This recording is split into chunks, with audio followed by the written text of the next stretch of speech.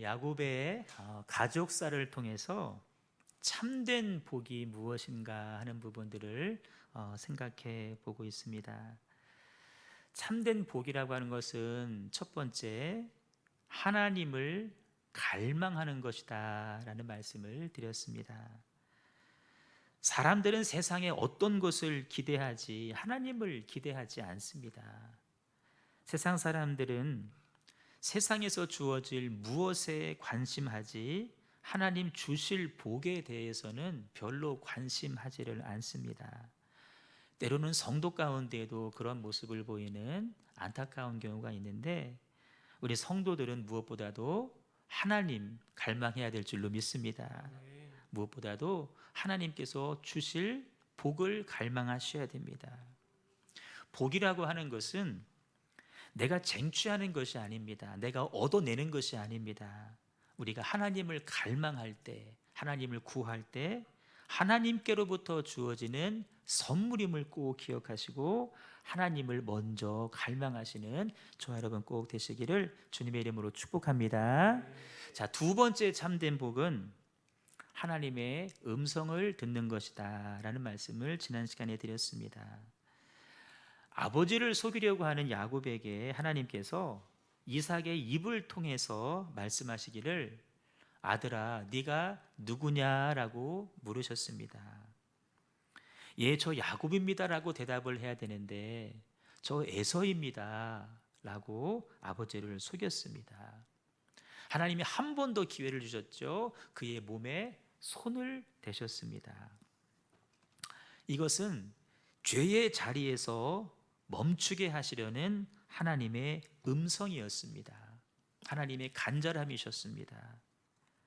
그렇게 하나님은 우리가 죄 가운데 빠져들 때 반드시 그 자리에 함께 계시고 또 반드시 우리들에게 말씀하시는 하나님이십니다. 우리가 그럴 때 그 주님의 목소리를 듣는 것, 그리고 그 죄의 자리에서 벗어나는 것이 바로 참된 복이다라고 말씀을 하셨습니다.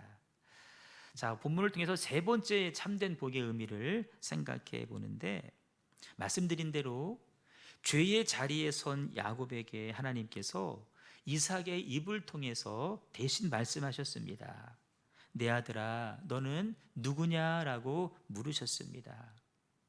피상적인 의미는 너 에서냐 아니면 야곱이냐 라는 질문이지만, 사실 이 말 속에 담겨 있는 뜻은, 야곱아 너는 유업을 이을 자로서 하나님께서 그 일들을 이루어 가실 터인데 왜 너는 굳이 나를 속이려고 하고 네 힘으로 네 의지로 그것을 이루려고 하느냐. 하나님의 의도가 무엇입니까? 얼른 깨닫고 죄의 자리에서 떠나고 그 다음에 따라해요. 하나님께, 크게 봐요. 하나님께 돌아오라. 돌아오라는 것입니다. 지금 야곱에게 가장 중요한 것은 무엇일까? 들키지 않는 걸까? 아니면 빼앗은 복을 가지고 사는 것일까? 그렇지 않습니다. 지금 야곱이 해야 될 가장 중요한 일은 자기의 잘못을 깨닫고 하나님께로 돌아가는 것입니다. 비록 지금까지는 그 배고픔이라고 하는 형의 약점을 가지고 장자권을 빼앗고 또 아버지를 속여서 축복 기도를 대신 받았다 할지라도 그 모습 그대로 아버지께 돌아오라는 것입니다. 왜 그럴까? 왜 아버지께 돌아오라고 말씀하실까? 그 길만이 진정한 복된 자로 사는 길이기 때문에 그렇습니다. 하나님은 과거 우리의 모습이 어떠하냐 관심하지 않습니다.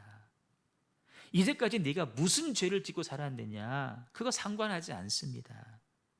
세상은 죄를 뉘우치고 돌아와도 그에 대한 대가를 치르게 합니다. 자수하고 돌아와도 형을 살게 합니다. 그러나 우리 하나님은 괜찮아. 돌아오기만 해. 돌아오기만 하면 내가 다 받아주고 나는 그 죄도 다 용서해 줄게 라고 말씀을 하십니다. 우리 이사야서 말씀 한번 크게 읽겠습니다. 시작. 악인은 그의 길을, 불의한 자는 그의 생각을 버리고 여호와께로 돌아오라. 그리하면 그가 긍휼히 여기시리라. 우리 하나님께로 돌아오라. 그가 너그럽게 용서하시리라. 아멘. 야곱은 아버지의 음성을 듣고 아버지께 돌아가야만 했습니다. 근데 안타깝게도 아직 야곱은 그 돌아가는 그 길을 선택할 마음의 준비가 되어 있지를 않았습니다. 하나님 여러 번 기회를 주셨지만 아직 야곱은 준비가 안 되어 있었습니다. 그 모습을 바라보시는 하나님께서도 많이 마음에 안타까우셨습니다. 30절을 보시면 이제 야곱이 축복기도를 받고 방을 나갔습니다.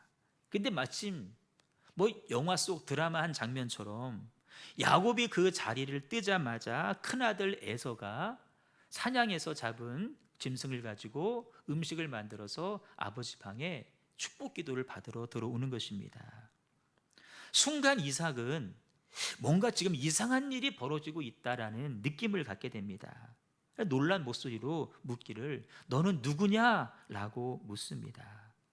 당연히 에서는 아버지 저 에서예요. 아버지 큰아들 에서예요 라고 이야기를 합니다. 이삭은 이 말을 듣고 놀라서 아마 쓰러지기 일보 직전이었을 것입니다. 그리고 그때서야 지금까지 무슨 일이 벌어졌는지를 이제 구체적으로 알게 됩니다. 하지만 야곱의 말을 쭉 들어보면은 벌어진 이 일을 어떻게 하겠느냐, 되돌릴 수 없다, 그런 취지로 이야기를 합니다. 네가 오기 전에 이미 동생이 축복기도를 받았으니 어쩔 수 없다. 그 복은 네 동생 야곱이 받을 것이다 라고 이야기를 합니다. 아버지의 그 말에서는 소리 높여 울기 시작합니다. 너무나 서럽고 너무나 억울해서 울기 시작합니다. 36절에 보시면 아버지 나 두 번째입니다. 나 더 동생에게 속아서 장자권 빼앗겼고 축복권까지 빼앗겼습니다. 두 번째라고 하소연을 합니다. 억장이 무너지는 순간이죠. 아버지 내게도 축복해 주세요 이야기했지만 아무 의미 없는 이야기입니다. 억울하다고 하소연을 하지만 소용이 없는 일입니다. 우리 생각에 까짓거 에서에게도 축복해 주면 되지 않겠냐라고 생각할지 모르지만 그 당시 사람들 말, 언어에 대한 인식은 그렇지가 않습니다. 우리는 한번 약속해놓고도 이렇게 뒤집는 경우가 다반사인데 당시의 사람들은 한 번 내뱉은 말은 결코 뒤집을 수 없다라고 믿었습니다. 그래서 이삭도 어쩔 수 없다, 에서도 그렇게 믿었기 때문에 지금 울 수밖에 없습니다. 우리가 중요하게 생각해 봐야 될 질문이 있습니다. 하나님은 반드시 우리들에게 복 주시기를 즐겨하시는 하나님이십니다.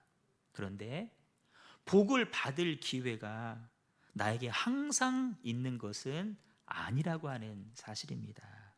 특별히 이 엉엉 우는 에서의 모습을 바라보면서 에서도 복에 대해서 갈망하고 있었구나, 에서도 복에 대한 열망이 있었구나라는 사실을 우리가 알 수 있습니다. 그런데 정확한 사실은 울어도 소용없는 일이 있고 하소연해도 소용없는 일이 있다라는 것입니다. 평소 영적인 일에 관심이 없고 평소 거룩한 것에 대한 열망이 없다면 주어진 영적 기회를 놓치게 되고 그 기회가 지나고 나면 다시는 그 기회가 찾아오지 않게 된다. 우리 마음속에는 허탈함만 남게 된다는 것입니다. 근데 우리는 이런 열망을 가져야 됩니다. 오늘 내가 들어야 될 말씀은 내가 오늘 반드시 듣겠습니다 라는 거룩한 욕심입니다. 오늘 내가 올려드려야 될 기도가 있거든 내가 미루지 않고 오늘 하겠습니다. 내가 오늘 받아야 될 축복이 있다면 내가 미루지 않고 오늘 반드시 내가 받겠습니다. 여러분, 귀한 것을 뒤로 미루거나 결코 소홀히 여겨서 빼앗기지 않기를 주님의 이름으로 축복합니다. 이 야곱의 가족 이야기가 단순히 성경에 나온 한 가족 이야기가 아닙니다. 우리와 아주 상관이 있는 이야기입니다. 하나님은 이 야곱의 가족사를 통해서 오늘 우리의 모습을 한번 돌아보기를 원하십니다. 나는 귀하게 여겨야 될 것을 정말 귀하게 여기는 사람인가? 많은 경우 우리가 굳이 복을 구분하자면 하늘에 신령한 복이 있고 땅에 기름진 복이 있다라고 이야기를 하는데, 많은 사람들이 땅에 기름진 복에는 참 관심합니다.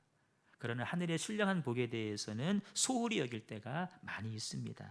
그래서 장자권과 축복권을 빼앗긴 에서를 바라보면서 그게 뭐 어째서, 그게 뭐 대수야, 그게 별거야, 이렇게 생각을 하곤 하는데, 여러분, 이 복이라고 하는, 장자권이라고 하는 것을 유산이라고 하는 말로 바꿔서 한번 생각을 해보십시오. 내가 받아야 될 유산이 있는데, 내가 물려받을 유산이 있는데 한 3분의 2를 동생에게 빼앗겼다고 생각을 해보십시오. 어떤 형제가 가만히 있겠습니까? 종종 들려오는 이야기는 그 유산 때문에 형제들 간에 다툼이 나고 심지어는 살인도 있고 법정 재판을 하는 경우들을 종종 보지 않습니까? 세상의 것들에 대해서는 그렇게 관심하면서도 영적인 복에 대해서 왜 우리는 무관심하고 심지어 빼앗겨도 놓쳐도 마음 아파하지 않을까? 성도의 참된 복이 하나님이라는 것을 믿으신다면 어려운 순간일수록 하나님이 원하시는 길이 무엇인지를 찾고 순종하기 위해서 몸부림치며 주의 길로만 걸어갈 수 있는 저와 여러분 되시기를 주님의 이름으로 축복합니다. 에서의 눈물이 참으로 안타깝게 느껴지는 것은 그가 흘린 눈물의 이유가 뭐냐? 하나님 때문이 아니라 동생에게 빼앗긴 유산 때문이라고 생각하기 때문입니다. 에서는 지금 눈앞에서 놓친 유산은 아까워하면서도 하나님은 보지 못하고 있습니다. 유산은 갈망하면서 하나님을 갈망하지 않고 있는 모습이 참으로 안타까운 모습입니다. 혹 우리 안에 이런 에서와 같은 삶의 태도는 있지는 않는지, 귀한 것을 귀한 줄 모른 채 살아가고 있지는 않는지, 거룩한 것을 개에게 주지 말고 진주를 돼지에게 주지 말라고 했습니다. 주어봤자 그 귀한 줄 모르고 발로 차고 뒹군다는 것이죠. 세상이 너무 좋아서 세상 것 때문에 하나님을 놓치고 살아가고 있지는 않는가? 마치 서커스를 보면 외줄타기 하는 사람이 있습니다. 얼마나 불안합니까? 혹시 떨어지는 것 아니야? 우리 인생이 지금 외줄타기를 하고 있지는 않는지. 하나님께서 모세를 시내 산으로 올라오라고 하시면서 말씀을 주시는데 너 혼자 와야 된다. 저 끝에 보시면 양과 소도 산 앞에서는 먹지 못하게 하라고 따로 말씀하셨습니다. 양과 소, 우리로 말하면 재산일 수도 있겠죠. 중요시 여기는 것들이 있겠죠. 그거 내 눈앞에, 네 눈앞에 보이지도 않게 하고 올라와라. 이 필요 없다라는 이야기가 아닙니다. 중요하지만 하나님과의 관계를 하는 일이 있어서 그것이 네 눈에 보이면 네 마음이 거기에 가지 않겠냐. 그러니 산 앞에서는 먹지 못하게 하라고 당부를 하십니다. 우리는 내 삶 주변에 일어나는 많은 일들로 인해서 가장 중요한 하나님을 놓칠 때가 참으로 많이 있습니다. 비록 내 삶에 일어난 그 일들이 내 마음을 아프게 하고 힘들게 할 수도 있습니다. 그러나 그것 때문에 내가 하나님을 놓치게 된다고 한다면, 내가 예배의 자리를 놓친다고 한다면 그것은 엄청난 손실이라는 것입니다. 우리가 무엇을 바라보느냐에 따라서 마음에 품는 것도 달라지게 됩니다. 자녀들이 어릴 적에는 모르지만 조금 성장을 하게 되면은 우리 부모님에게 내가 받을 유산이 어느 정도이겠구나, 나름대로 가늠을 하게 됩니다. 여러분, 자녀들 양육함에 있어서 우리 아이들이 부모가 남겨줄 얼마의 유산보다도 이 부모가 가지고 있는, 이 아비, 어미, 할아버지, 할머니가 가지고 있는 유산을 물려받기를 더 구하는 자녀로 기를 수만 있다면 얼마나 멋있는 삶이겠습니까? 미리 여러분 선언하세요. 다른 어떤 것보다 엄마, 아빠의 믿음을 담기를 원하고, 그래서 애쓰는 사람에게, 자녀에게 유산도 더 많이 줄 거야 라고 이야기를 해버리십시오. 이번 일로 인해서 에서는 동생을 미워하게 됩니다. 심지어 아버지가 돌아가시면 내가 저 동생 죽이겠다고까지 이야기를 합니다. 여러분, 얼마나 분이 났으면 동생을 죽이겠다고까지 이야기하겠습니까? 영적인 복을 받지 못해서 분한 것이 아닙니다. 유산을 물려받지 못한다라는 그 마음 때문에 동생까지 죽이려고 합니다. 놀라운 것은 이 에서가 한 혼잣말, 여러분 내가 동생을 죽여야 되겠다는 말을 큰 소리로 말하지는 않을 것입니다. 혼자 아마 중얼중얼 했을 것입니다. 그런데 그 중얼중얼한 그 말을 리브가, 그 아이의 엄마가 또 듣게 됩니다. 이삭이 내가 힘껏 아들을 축복해야지 라고 했던 말도 부인 리브가는 들었습니다. 에서의 말까지도 리브가는 들었습니다. 도대체 똑같이 귀가 두 개일 텐데 어떻게 리브가는 이렇게 작은 소리를 잘 들을 수 있을까? 어떤 사안에 대해서 우리 마음이 쓰여지면, 우리 관심이 있으면 그 이야기가 들리게 되어 있습니다.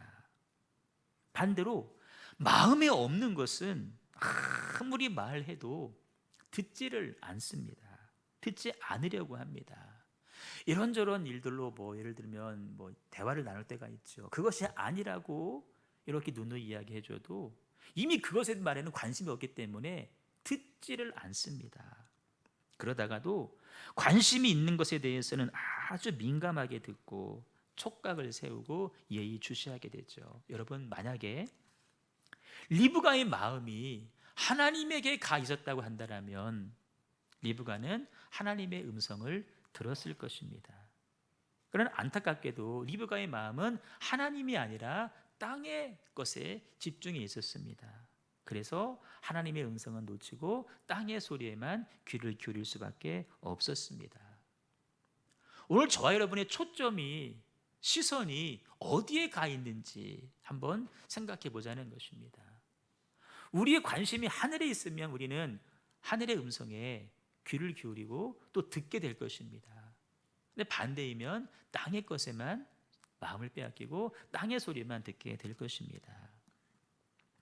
에서의 말을 들은 어머니 리브가는 야곱을 불러서 큰일 날 것 같다, 형이 너를 해칠 것 같아, 외삼촌 집에 가 있다 오거라 라고 이야기를 합니다.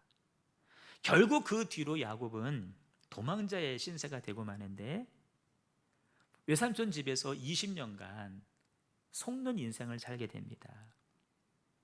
나중에 돌아오죠. 이번에는 자기의 아들들에게 또 속게 됩니다. 그래서 20년의 세월을 보내게 됩니다. 안타까운 것은 외삼촌 라반의 집에 가 있는 동안 그의 어머니 리브가가 세상을 떠나게 됩니다. 그 어머니 마음속에 저 아들 나 때문에 집 떠나서 고생하고 있다라는 마음 때문에 그 어머니의 마음이 얼마나 힘들었겠습니까? 이 일은 리브가가 만들어낸 결과라고도 할 수 있는 것입니다.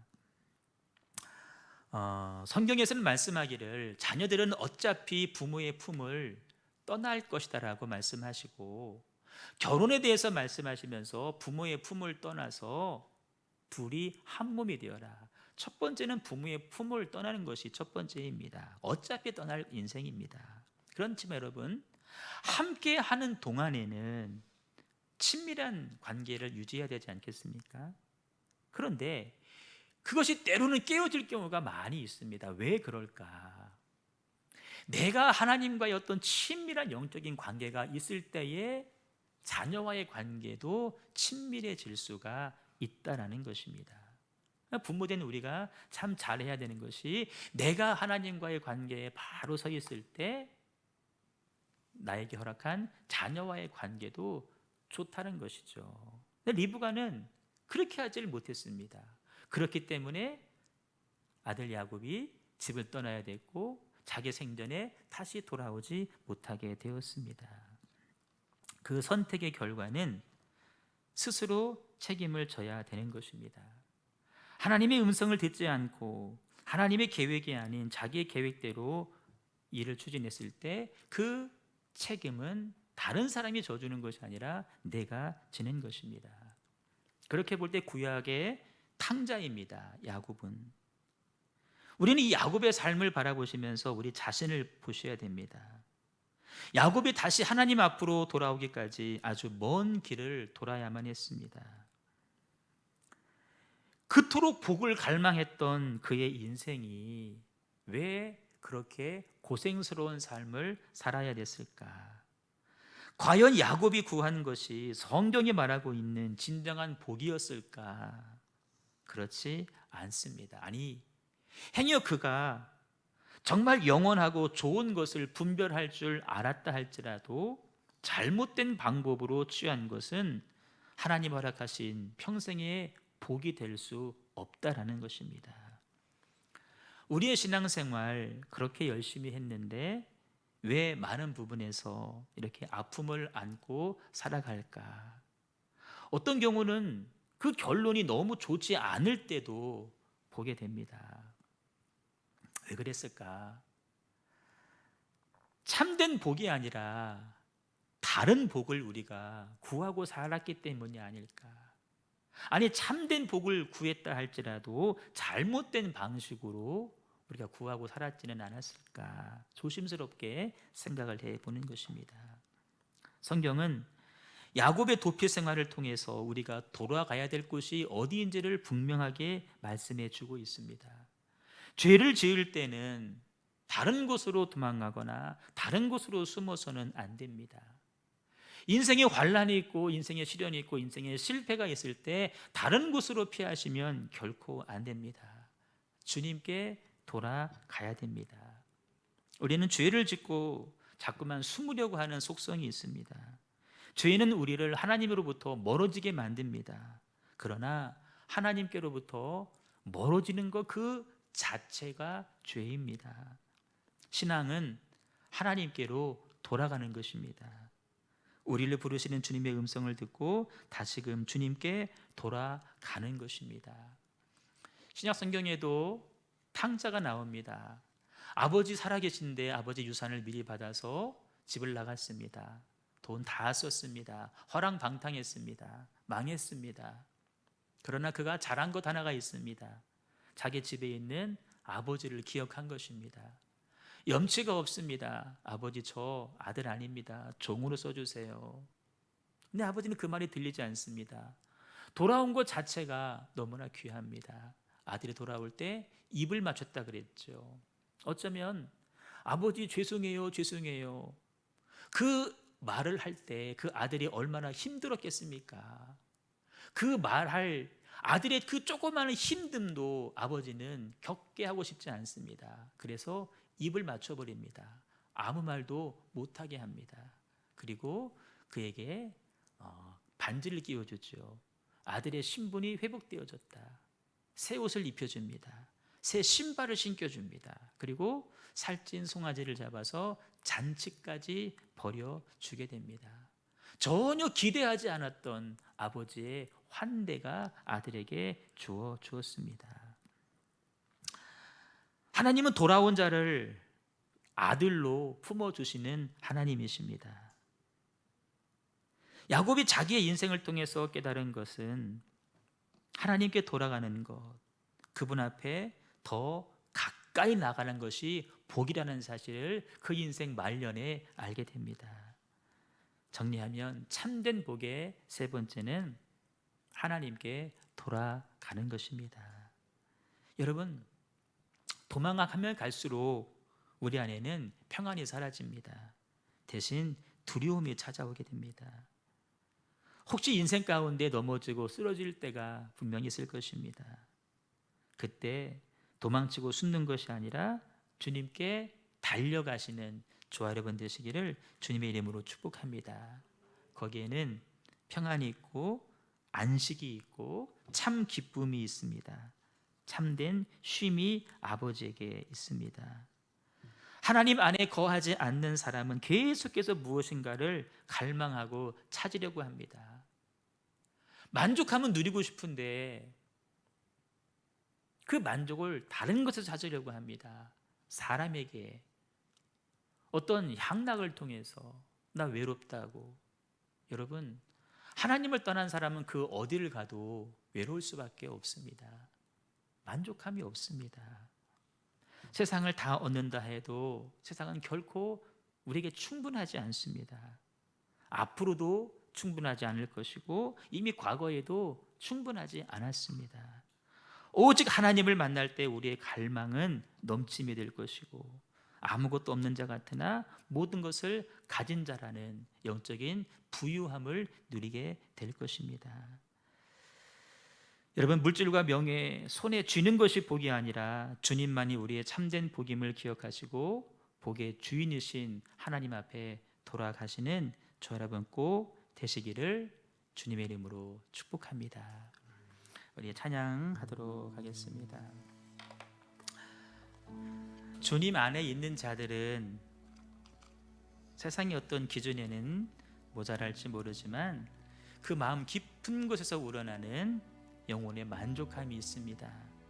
그런 사람들은 고백합니다. 나는 행복해요. 나는 행복해요.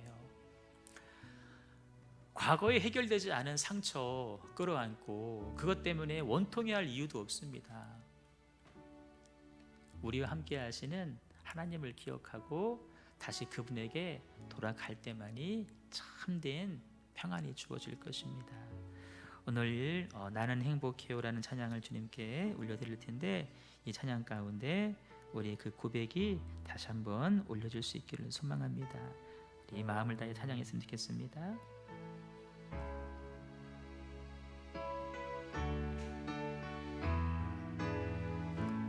주님 한 분밖에는 주님 한 분밖에는 나는 사람 없어요. 가슴 깊이 숨어 있는 주를 사랑하는 마음 주님 한 분밖에는 기억하지 못해요.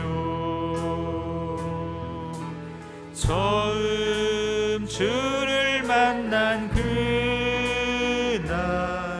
울며 고백하던 날 나는 행복해요. 죄사함 받았으니 아버지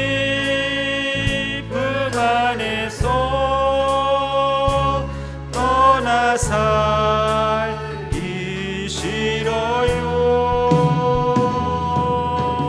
나는 행복해요. 사랑이 샘솟으니 이 세상 무엇이든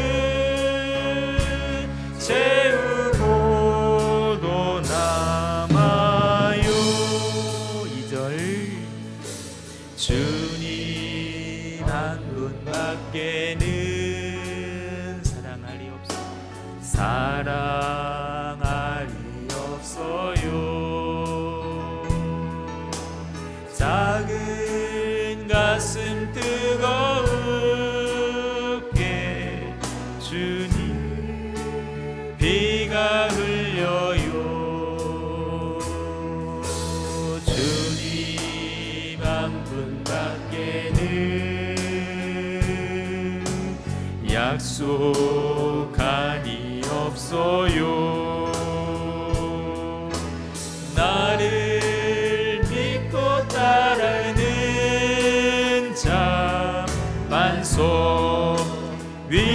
서리라. 나는 행복해요. 죄사함 받았으니 아버지 품 안에서 떠나 살기 싫어요. 나는 행복해요. 사랑이 샘솟으니 이 세상 무엇이든 채우고도 남아요. 나는 행복해요. 나는 행복해요. 죄사함 받았으니 아버지 품 안에서 떠나 살기 싫어요. 나는 행복해요. 사랑이 샘솟으니 이 세상 무엇이든 채우고도 남아요. 우리 같이 기도할 텐데요. 여러분, 참된 복은 아버지에게 있는 것입니다.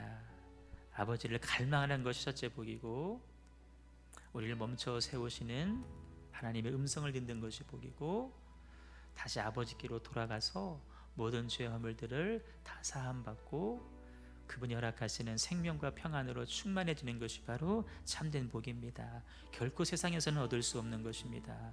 주어지지도 않습니다. 기대할 수도 없습니다. 오직 아버지께 돌아간 자만이 이 복을 누릴 수가 있습니다. 박연하는 우리 형제의 모든 가족들이 이 참된 복을 구하고 참된 복을 누리는 귀한 복된 삶 살아갈 수 있기를 소망합니다. 주님, 그 은혜를 내게도 허락하여 주옵소서. 그 복을 내게도 허락하여 주시옵소서. 우리 말씀 기억하면서 우리 합심하여 기도하도록 하겠습니다.